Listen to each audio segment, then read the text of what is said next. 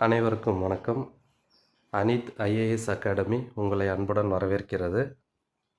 இன்று ஒரு 10 வினாக்கள். 1வது, ஈசன் உவக்கும் இன்மலர்கள் 3 பாடியவர் விபுலானந்தர். 2வது, பாணர் கைவழி எனப்படும் யாழ் நூல் எழுதியவர் வரகுண பாண்டியன்.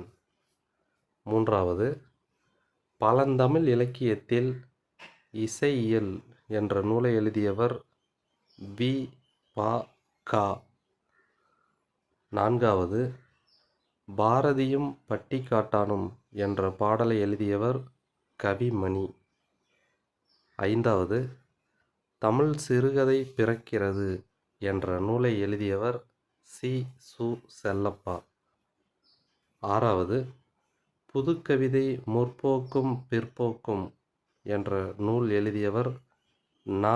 வானமாமலை.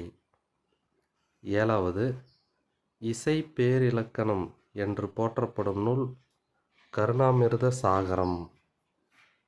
8வது, சென்னை கம்பன் கழகத்தை தோற்றுவித்தவர் மு.